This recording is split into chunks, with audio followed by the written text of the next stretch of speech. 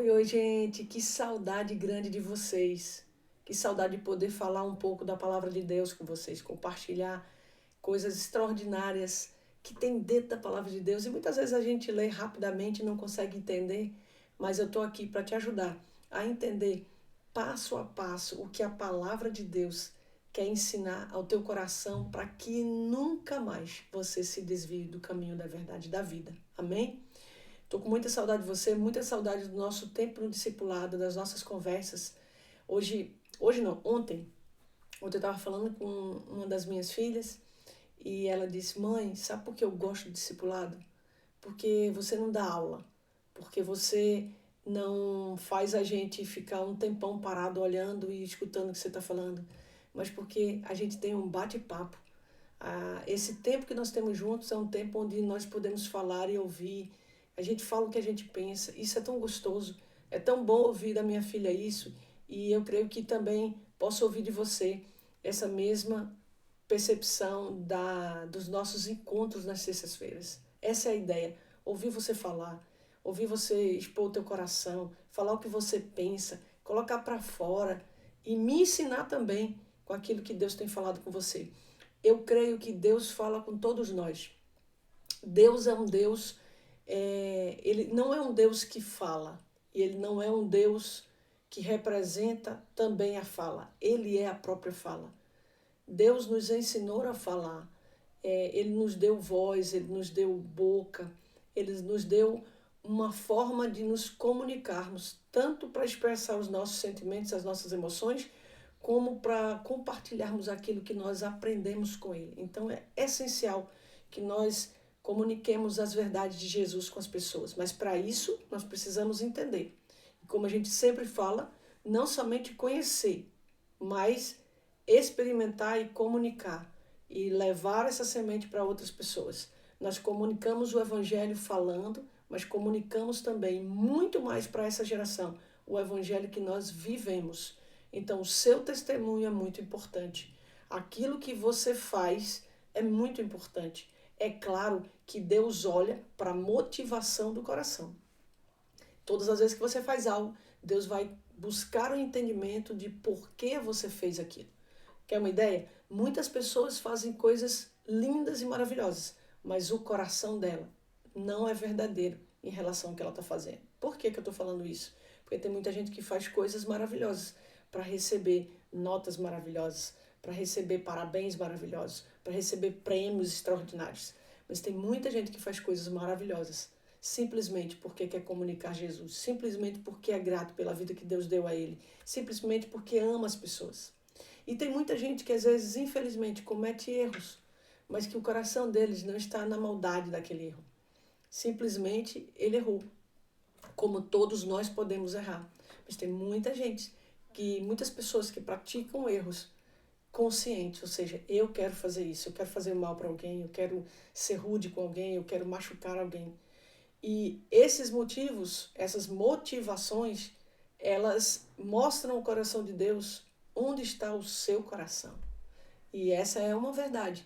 As nossas atitudes mostram onde está o nosso coração, porque Deus olha o nosso coração e revela, o nosso coração revela quais são os nossos verdadeiros sentimentos em relação a qualquer coisa que nós fazemos.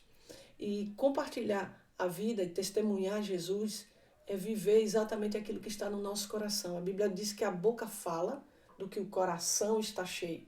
Se você está cheio de verdades da palavra de Deus, você vai falar e proclamar a palavra de Deus. Se você anda falando muito palavrão, falando mal das pessoas, criticando os outros, provavelmente sua mente está cheia dessas coisas.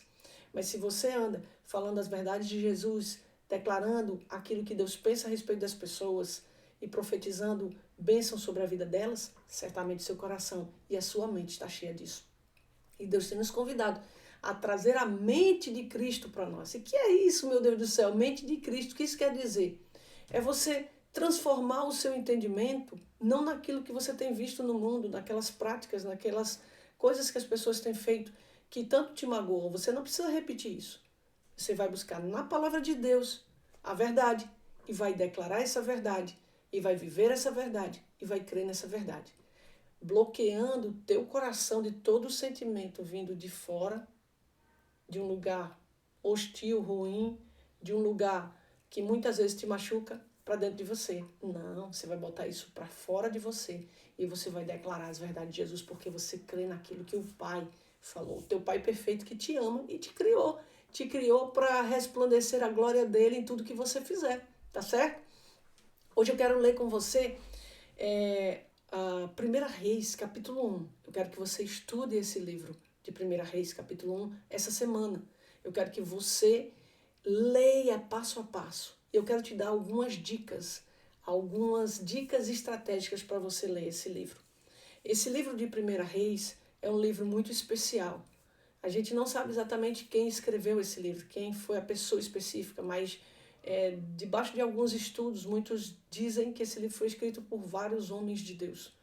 Vários homens de Deus que pesquisaram relatos e coisas que já estavam escritas e eles foram juntando isso e foi um trabalho muito sério feito para trazer esse livro de uma forma muito verdadeira e que nasceu no coração do próprio Deus. Todas essas verdades que esse livro ele tem exposto para nós. Então, o livro de Reis é um livro muito importante para a gente entender historicamente as coisas que aconteceram.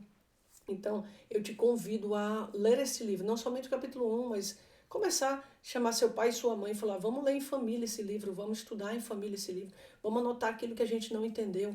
E aí depois você pergunta para mim. E se eu puder te ajudar, vai ser um grande prazer. E se eu não puder te ajudar, eu vou procurar alguém que me ajude para eu te ajudar. Mas a gente vai se ajudar e a gente vai conseguir entender passo a passo o que a palavra de Deus quer dizer isso para nós. Vou te dar uma dica antes de a gente entrar no livro de 1 Reis, capítulo 1. Todas as vezes que você for ler a palavra de Deus, eu te sugiro a orar antes. Ore antes e peça para que o Espírito Santo de Deus te revele as verdades que há na palavra de Deus. A palavra de Deus ela não é um livro qualquer. Ela não é um livro comum que você abre e você vai buscar um conhecimento sobre um assunto específico. A Bíblia, ela fala sobre coisas que ninguém entende. Às vezes a Bíblia ela é tão certeira dentro de você, se assim você permitir que ela seja, ou seja, ela é tão forte dentro de você que ela fala coisas que parece que ela foi escrita exatamente para você. Não foi mais para mais ninguém, parece que isso foi feito para mim, é comigo que ela está falando. Mas é exatamente isso, porque ela é a boca de Deus aberta, viva, falando palavras verdadeiras e sobre aquele momento, sobre aquele instante. A Bíblia diz que a palavra de Deus ela se renova todas as manhãs. E esse renovo de manhã em manhã é uma atualização, ou seja, ela nunca, jamais, em nenhum momento da vida, ela vai se tornar uma palavra morta e sem valor. Ela, todos os dias, ela é viva e tem um valor especial para cada dia da nossa vida, mesmo que a gente leia o mesmo texto várias vezes. Isso já aconteceu comigo. Acredite no que eu estou falando. Isso vai acontecer com você. Busque. A Bíblia diz que cada vez que você busca Deus, Ele se revela a você. Mas você precisa buscá-lo. Então creia, dê um passo de fé e comece a ler a palavra de Deus. Ore antes, peça para o Espírito Santo te revelar as verdades que há nessa palavra e seja cheio das verdades de Cristo Jesus, para que nos momentos bons e ruins você esteja firmado na rocha que é Cristo. Amém? Então, vamos lá. 1 Reis, capítulo 1, ela vai falando aqui, o livro vai falando aqui, ó, começa dizendo que o rei Davi estava muito idoso e coberto por vários cobertores que não aqueciam mais ele. Ou seja, a gente já tem a história de um Davi, já não é aquele Davi que lutou contra Golias, já não é aquele Davi que venceu tantas guerras, que lutou contra todos os irmãos de Golias, que foi vitorioso em tantas guerras. Também não é aquele Davi que pecou, que errou. Já é um Davi fraco fisicamente, não espiritualmente, mas um Davi fraco fisicamente, porque o nosso corpo enfraquece, nosso corpo precisa de cuidado. Nosso corpo tem um tempo de vida. Nosso espírito é eterno, mas o nosso corpo tem um tempo de vida. Davi estava fraco, já velho. E quando fala que ele precisava de vários cobertores e vários cobertores não o aquecia, quer dizer que o corpo dele estava extremamente debilitado, ele estava doente, ele estava vivendo uma guerra entre suas células, né, entre as bactérias boas e ruins. Estava vendo ali, eu não sei falar cientificamente porque eu não sou médica, mas eu imagino que o corpo dele estava sofrendo grandes mudanças onde alguns dos seus órgãos ou parte do seu corpo estava sofrendo com essa velhice e estava sofrendo com esse final desse tempo. E a Bíblia vai discorrendo e falando da situação dele, que ele precisou de ter alguém com ele para aquecer seu corpo. Eu não sei se você já teve um momento de muito frio no seu corpo. Eu já tive, às vezes, dentro da água, né? Dentro da piscina, dentro do mar. E nessa você baixa muito a temperatura do seu corpo. E às vezes um simples cobertor não resolve a situação. Você precisa, de fato, ter outra pessoa que aqueça você. Eu não sei se você já viu esses filmes das pessoas que mergulham fundo na água gelada e depois elas começam a tremer e o lábio fica roxo. Não são cobertores que o aquecem, é um outro corpo também. Às vezes a outra pessoa tira a roupa, abraça a pessoa num salvamento e ela, corpo a corpo, eles se aquecem. Era isso que Davi estava precisando, porque os cobertores já não davam conta do nível de baixa de temperatura do corpo dele. Então ele estava muito doente, muito cansado, muito debilitado. E ele estava prestes a tomar uma grande decisão na vida dele, na verdade, a obedecer a Deus de uma forma muito poderosa, que era passar toda a autoridade que ele tinha e todo o governo que ele tinha na terra em relação a esse chamado de Deus para ele ser rei de Israel, para o próximo sucessor, que seria o sucessor que não foi ele quem escolheu, foi Deus que escolheu, que era Salomão. E esse primeira Reis, esse livro de Primeira Reis, vai mostrar para você que houve nessa sucessão muitos conflitos para que essa sucessão não acontecesse. E a gente entende que existem o poder soberano de Deus que age sobre toda a terra. E Deus permite que o inimigo, quando ele tem brechas, ou seja, quando ele tem, de alguma forma, alguma liberdade de agir, Deus permite que ele haja quando ele tem liberdade de agir. O que é que eu quero te dizer? Nós temos o direito de dizer sim e dizer não a Deus. Quando nós dizemos sim a Deus, nós nos conectamos a Ele, estamos debaixo da proteção do Senhor, da misericórdia dEle, da graça dEle, do cuidado dEle. Quando nós dizemos não ao Senhor, nós saímos dessa proteção e nos tornamos vulneráveis, ou seja, nós não estamos protegidos. É como se, pensa num dia de chuva, e você pega o guarda-chuva e você põe em cima da sua cabeça. A chuva vai bater no guarda-chuva e você provavelmente não vai se molhar como se molharia se estivesse fora desse guarda-chuva. Pense em Jesus. Pense no compromisso com Deus como esse guarda-chuva. Ele te guarda da chuva, ele te guarda da tempestade. Fora desse guarda-chuva, você vai sofrer como eu posso dizer, você vai estar submetido a essa chuva direto. A chuva vai cair direto na tua cabeça, no teu corpo. E em poucos minutos você vai estar completamente encharcado d'água. Num dia de frio, gelado, e você vai sofrer com isso. Pessoas sofrem todos os dias porque elas decidem estar fora desse guarda-chuva, fora do compromisso com Deus. Então, quando as pessoas decidem por si só estar fora do compromisso com Deus, o diabo, ele por ser legalista, ou seja, e oportunista, ou seja, ele se aproveita das oportunidades, ele entra nessa situação e começa a agir contra a vida da pessoa. Então, diante disso, a gente vê que a obediência nos leva a estar debaixo do guarda-chuva. A desobediência nos leva a estar fora do guarda-chuva.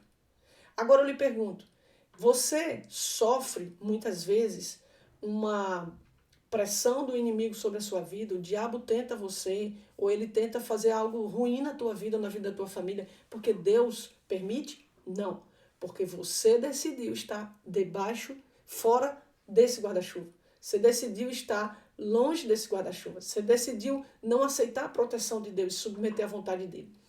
Então, o conselho que eu te dou, seja obediente, esteja debaixo do guarda-chuva que é Jesus. Esteja debaixo dessa aliança com Deus. Comprometa-se em fazer a vontade de Deus. E não saia debaixo dessa proteção, porque se você sair, o inimigo pode sim tentar tocar na tua vida e te fazer mal de várias formas possíveis. Não estou dizendo que se você estiver debaixo do guarda-chuva de Deus, nada de ruim vai acontecer na sua vida. Não. Vai, mas você está na proteção dele. E nada que for acontecer contigo vai ser além do que você pode suportar, além do que as tuas forças podem suportar. Deus é fiel, justo e verdadeiro. O inimigo é oportunista, legalista e mau. A Bíblia diz que ele veio matar, roubar e destruir. E a Bíblia diz que Jesus veio trazer vida e vida eterna para sempre. Vida plena e vida de prazer e gozo.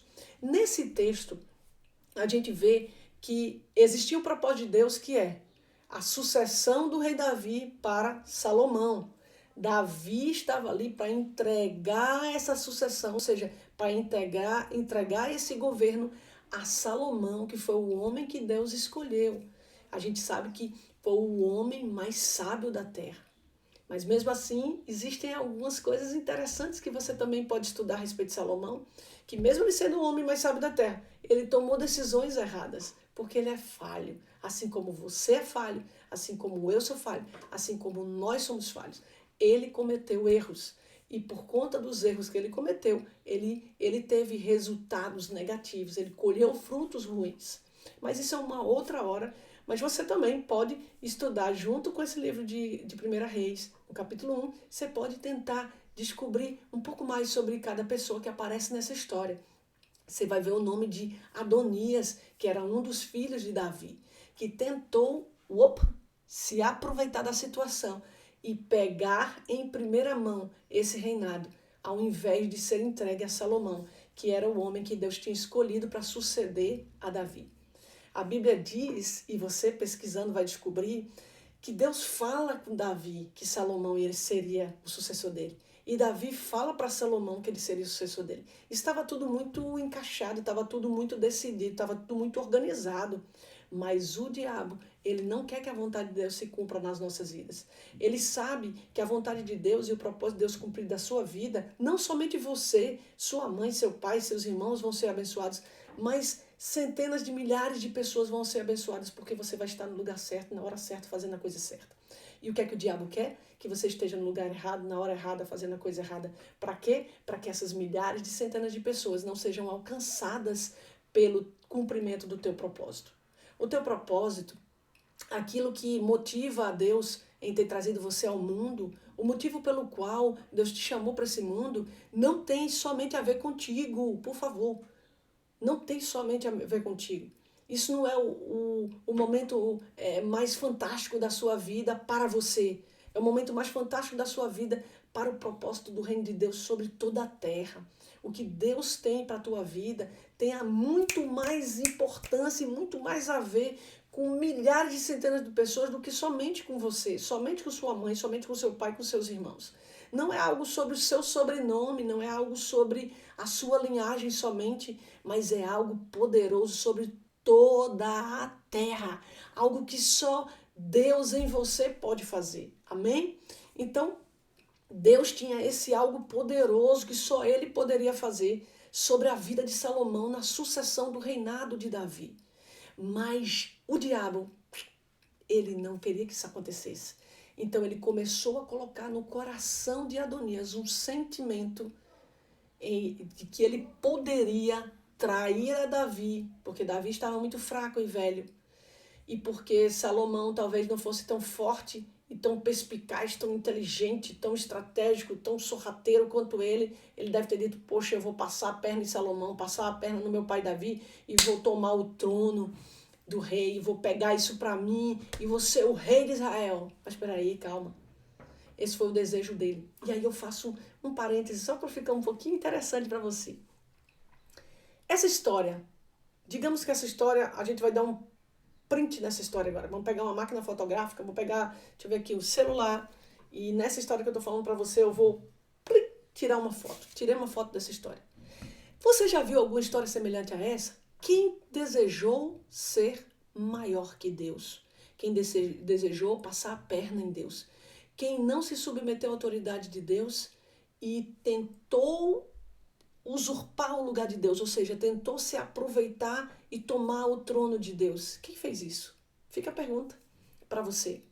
Você vai ver que a Bíblia, ela se conecta com princípios e valores que vão aparecer em várias histórias. E a quebra dos princípios e valores também vão aparecer em várias histórias. Por quê? Porque a Bíblia não é um livro de história, mas é um livro de princípios e de valores. A chave poderosa que está dentro dessas histórias são os valores e os princípios que a moral dessa história carrega. Então sempre esteja atento a isso. Essa história de Adonias, Salomão, Davi, Primeira Reis, Davi doente, já entregando o seu reinado para Salomão. De repente vem Adonias tentando roubar isso. A gente também vê no capítulo 1, nesse mesmo capítulo, no versículo 6, que aparece algo muito interessante no meio da história. A Bíblia diz que Davi via tudo isso e não fazia nada.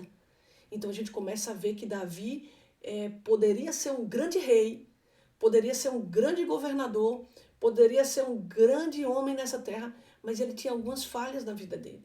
E ele falhou em alguns momentos sem repreender seus filhos. E ele colheu frutos ruins por isso. Ele não era perfeito, mas ele era um homem a quem Deus amava. E você se encaixa nesse padrão também. Olha a coisa poderosa. Você é um homem em que Deus ama. Você é uma mulher em que Deus ama. Mas você não é perfeito. Assim como Davi. Olha os padrões muito parecidos. Você pode se ver como o rei Davi. Você, menina que está me ouvindo, também pode se ver como uma grande mulher nas mãos do Senhor. Mas lembre-se, você é falha como Davi foi falho. Ele conquistou tantas coisas e nós vimos na Bíblia Deus falando a respeito dele de uma forma tão linda e tão poderosa que às vezes a gente lê e fala assim, cara, eu queria ouvir isso, que Deus falasse de mim, isso também. Mas deixa eu te falar, é possível que Deus está falando sobre isso, sobre você também hoje. Porque você não tem nada menos ou a mais do que Davi.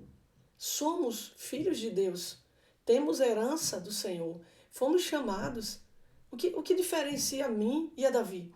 É que provavelmente o coração dele se inclinou ao Senhor de uma forma muito submissa. Ou seja, ele submeteu à vontade de Deus. Ele teve um coração sincero. Ele se humilhou. A questão, querido, não é pecar. Nós estamos passivos de pecar, ou seja, nós podemos pecar o tempo todo. Nós precisamos ter o nosso coração convertido ao Senhor. Nós precisamos chegar ao Pai e dizer assim, Pai, eu pequei, me perdoa. Nós vimos tanto isso de Davi. Então siga esse exemplo. Não seja aquele menino que esconde os teus pecados. Não seja aquela menina que disfarça que está fazendo certo. Lembra que eu falei de motivação do coração? Deus conhece a motivação do seu coração. Não adianta você querer ser o filho, a filha que faz tudo certinho para receber o parabéns e para ganhar um grande prêmio no final do ano. Não, faça o que tem que ser feito porque você ama a Deus. Eu costumo dizer que existem vários níveis de obedecer a Deus. E o nível mais lindo de obediência a Deus é eu obedeço a Deus para não ferir o coração do meu Pai perfeito. Se você não quer ferir o coração do seu Pai perfeito, se para você é constrangedor saber que você está ferindo as expectativas dele em relação a você, esse é o lugar de obediência. E não um lugar onde eu obedeço a Deus porque eu não sou trouxa. Eu sou super inteligente e eu sei que obedecer ao meu Pai perfeito é ganhar as coisas perfeitas e estar no lugar perfeito. Olha que coisa perfeita. Não. Não. Deus olha o teu coração. Então, faça para não ferir o coração do teu Pai perfeito. Esqueça receber prêmios e parabéns. Você não precisa disso. Quem precisa de parabéns é aqueles que não sabem quem são. Você sabe que você é uma filha amada, um filho amado. Você não precisa de parabéns. É muito gostoso receber parabéns, eu também gosto. Eu gosto quando eu faço um vídeo e vejo meus alunos dizerem assim, caramba, tia Bel, eu amei o seu vídeo, poxa, entendi tudo. Isso é tão gostoso. Mas se ninguém falar um dia isso, vai estar tudo bem. Por quê? Porque eu sei que eu fiz isso tudo para Deus. E eu amo fazer aquilo que agrada o coração do meu Pai perfeito. Entende? Então, vá nesse lugar. Então vamos lá, voltando para o assunto principal, a gente tem essa história onde Davi está fraquinho, ele já decide passar o reinado para Salomão, aí vem Adonias, entra na história tentando trapacear com o pai e com a mãe, e quem tentou entrar numa história e tentou trapacear o pai ao entregar a primogenitura para o seu filho, que nasceu primeiro e que era a regra do tempo. Naquela época era a regra. E eu não vou dizer quem é. Eu quero que você me diga, lá no discipulado de sexta-feira. Quem foi esse cara que tentou trapacear para pegar a primogenitura do seu... Será que era irmão? Não sei. Depois você me fala. O que é que esse contexto se aplica? Quero que você me explique isso. Lembra que eu falei? As histórias carregam princípios que se conectam com outros princípios de histórias completamente diferentes, em momentos completamente diferentes, mas que se repetem. Outro dia eu estava conversando com meu filho e eu estava chamando ele estava meio que escondidinho. E eu disse assim, ué, por que você está se escondendo? Ele disse, não, porque não sei o que. Eu falei, o que é que você fez de errado?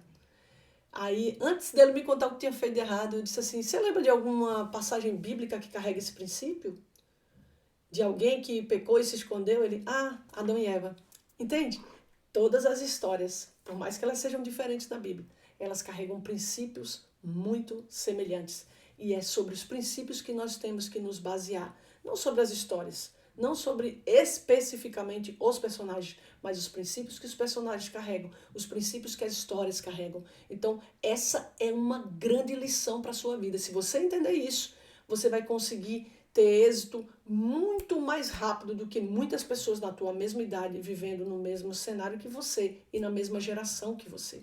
Então, para finalizar e esse vídeo não ficar super mega grande, a gente tem uma história onde nós temos Davi velho, já cansado, nós temos ele com toda a permissão divina e a palavra de Deus já foi lançada sobre essa sucessão dele para Salomão. Nós temos um dos filhos dele que entra nesse cenário tentando roubar o pai e o irmão. Nós temos no capítulo 1, versículo 6, dizendo, um texto dizendo que Davi via tudo isso e não fazia nada. E em seguida, no versículo 11, tem uma chave muito poderosa que a gente precisa pensar sobre ela. E eu quero que você pense e fale comigo na sexta-feira. No versículo 11 do capítulo 1, nós vamos ver ali que o profeta Natan, quando ele descobre, você vai saber quem é o profeta Natan nessa história, ele não foi a favor dessa decisão de Adonias trair o pai e o irmão, ele se omitiu, ou seja, ele não apoiou aquilo ali. O profeta Natan vê tudo aquilo acontecendo e ele sai correndo para falar com quem? Com o sacerdote, com o pai de família chamado Davi, ou com a mulher dele, a mãe de Salomão, Betseba? Ele vai procurar Betseba, ele não procura Salomão. E aí vai a pergunta, você acha que o profeta Natan, e aí você vai entender tudo isso, tá na história. Uma pergunta, você acha que o profeta Natan, ele vai procurar Betseba porque ela estava mais próxima dele? Porque acha que a mãe é uma pessoa que toma mais decisões em casa, porque a mãe ia pegar o chinelo e ia bater em Adonias, apesar de não ser a mãe de Adonias, ela era mãe de Salomão, mas por ser mãe de Salomão, ela ia dar uma chinelada em Adonias porque Adonias estava fazendo as coisas erradas. Você acha que Betseba era mais inteligente? Você acha que Betseba era aquela mãe que faz a cabeça do pai? E Natan foi falar com Betseba para Betseba falar com Davi, e Davi ir para cima de Adonias, dar um castigo nele e fazer o que tinha que ser feito na sucessão com Salomão? O que é que isso está acontecendo? Por que Natan foi falar com Betseba e não falou com Davi? Quando as coisas acontecem na tua casa e algum dos teus irmãos, ou você mesmo, pode ser o personagem principal da desobediência, está agindo de forma desobediente, está fazendo uma coisa muito errada e foi descoberto isso, e quando alguém vai contar a história para os teus pais, descobre toda essa história e vai contar para os teus pais para que eles tomem uma atitude, procura quem? Seu pai ou sua mãe? Por que isso acontece? Faz sentido para você essa pergunta? Eu queria entender. Então, em primeiro lugar, eu queria entender por que Davi foi esse pai que viu tudo isso acontecendo e não fez nada. Quais as consequências de um pai, de uma mãe, ver coisas acontecendo e não fazer nada? Quais as consequências de um filho ver que ele está tomando a atitude errada e não toma uma decisão de mudar? Por que isso acontece? Quais são as consequências disso? Por que o profeta Natan foi procurar Betseba e não procurou Davi, que era o rei de Israel, que era quem ia passar toda a autoridade para o filho Salomão, e estava vivendo essa emboscada, ou seja, estava vivendo essa traição do seu outro filho Adonias? Me faz entender essa história toda.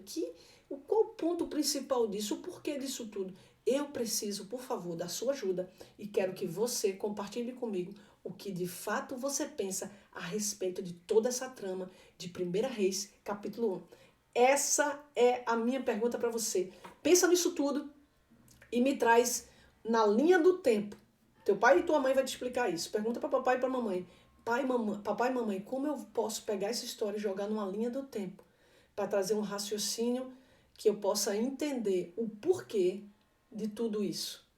E aí dando sentido a tudo isso, sempre com base bíblica. Lembrando que nós não contamos histórias, nós buscamos os princípios e os valores dentro das histórias para que a gente possa mudar a nossa vida e impactar a próxima geração.